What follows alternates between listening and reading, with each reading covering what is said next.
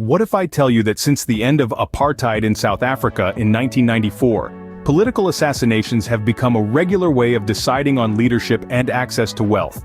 Sounds shocking, right? The cessation of apartheid brought about a new era, a new landscape, one filled with promises of equality and prosperity. But beneath this facade of newfound freedoms and opportunities, a dark undercurrent began to stir. Political assassinations started to weave themselves into the fabric of South Africa's post-apartheid society. These weren't random acts of violence, but rather calculated moves in a high-stakes game of power and control. Over the years, political assassinations have often been ascribed to battles around patronage within the ruling African National Congress, yet they're not all a result of internal conflict. As we delve deeper, we'll uncover the intricate web of power struggles that have led to these political assassinations. In the province of KwaZulu-Natal alone, there have been more than 450 political assassinations since the end of apartheid. This is a staggering figure that brings to light the brewing tension and conflict within the political landscape of South Africa. Over the past few years, the rate of these political murders has been on the rise. In fact, the Daily Maverick reported that there had been 59 political murders in the last 5 years alone. And this isn't a random act of violence. Many of these assassinations are intricately linked to the local government elections.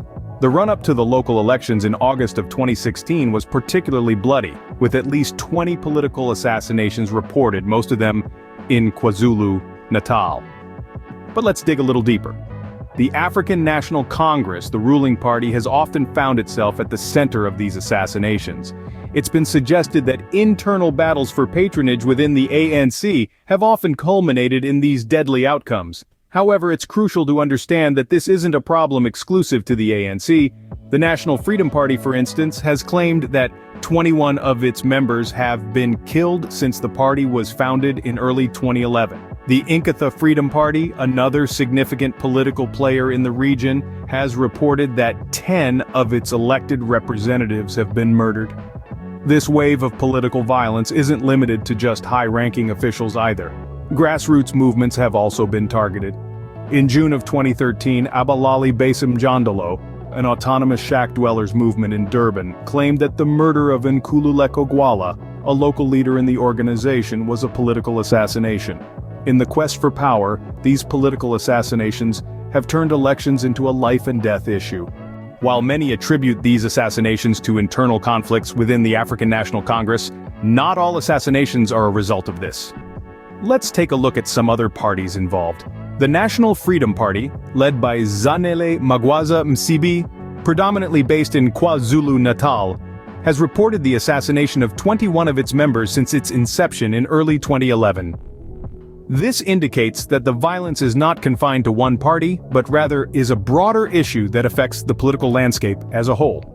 The Inkatha Freedom Party, another key player in South African politics, has also been targeted. It is claimed that 10 of its elected representatives have been murdered. These incidents further highlight the pervasiveness of political violence in the country. It's not just the political parties that have been affected.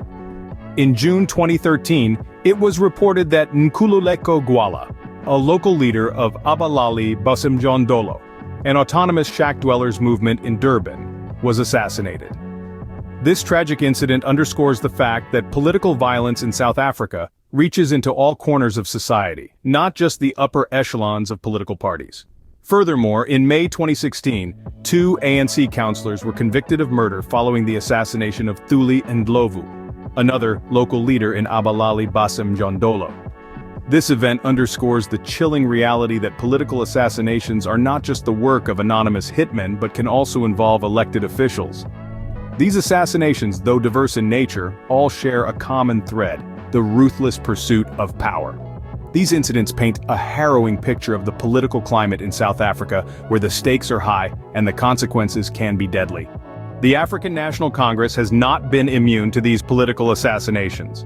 The ANC, the ruling party in South Africa, has had its fair share of internal conflict leading to fatal consequences. A striking example of this was the case in 2016 when 2 ANC councillors were convicted for the murder of Thuli Ndlovu, a local leader in Abalali Basimjondolo, an autonomous shack dwellers movement in Durban. This case served as a stark reminder of the deadly lengths some would go to in pursuit of political power. But this wasn't an isolated incident.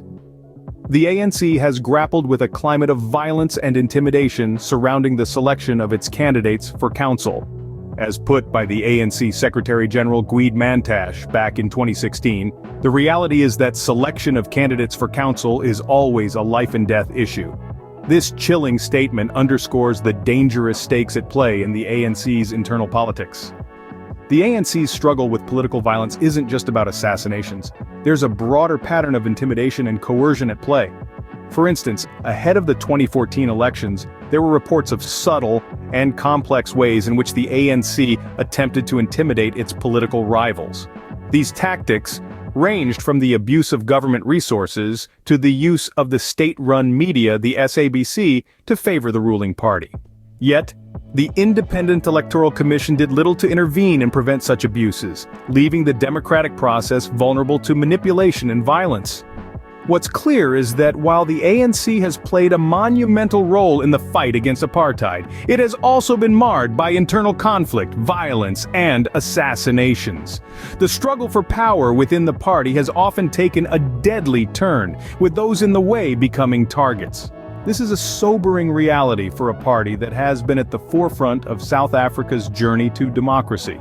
It serves as a stark reminder that the road to political stability is fraught with challenges, even within the ranks of the very institutions tasked with safeguarding democracy.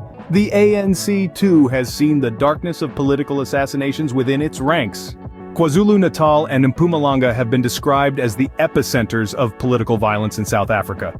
Their stories are a chilling testament to the dark underbelly of political ambition and power struggles, where life is often traded for political gain. In KwaZulu-Natal, a staggering 450 political assassinations have been recorded since the end of apartheid. This province, rich in history and culture, has been marred by this egregious violation of human rights and democratic values. The province has seen the highest concentration of political assassinations, with an unnerving 27 high-profile murders confined almost exclusively to it since February 2011. Mpumalanga, not far behind, is notorious for political assassinations as well. 14 assassinations have been documented in this province, painting a grim picture of the political landscape. The African National Congress, the ruling party, has reported that 38 of its members have been assassinated in KwaZulu-Natal alone since the start of 2011. This spate of assassinations seems to point towards an internal power struggle within the party, further fueling the cycle of violence. A disturbing trend has also emerged in KwaZulu-Natal's taxi industry. Leading figures in the ruling party have seemingly endorsed murders, further legitimating the use of violence. This indirect sanctioning of violence has serious implications, not just for the taxi industry but for the political sphere as well. It sends a dangerous message that violence is an acceptable means to an end, a tool for seizing power and silencing opposition. These provinces, KwaZulu-Natal and Mpumalanga, stand as stark reminders of the cost of political ambition run amok. They are epicenters of a political violence that has seeped into the very fabric of society, a grim reality of post-apartheid South Africa. These provinces have become synonymous with political assassinations, a grim reality of post-apartheid South Africa. Sure, we've journeyed through a dark chapter in South Africa's post-apartheid history, highlighting the alarming prevalence of political assassinations. We began with the end of apartheid, moving swiftly into the surge of political assassinations in KwaZulu-Natal, where over 450 such incidents have been reported since 1994. We examined the role of different political parties, noting how internal battles within the African National Congress have often been a trigger, but also that other parties and movements have suffered losses. In particular, the National Freedom Party and the Inkatha Freedom Party have lost members to these brutal attacks. We also delved into the chilling reality of how violence has become a tool in the political arena, especially around elections. The provinces of KwaZulu-Natal and Mpumalanga stood out as hotspots for these heinous acts. As we reflect on these events, it's clear that political assassinations have become a deeply entrenched part of South Africa's political landscape, a sobering reminder of the lengths some will go to in their quest for power.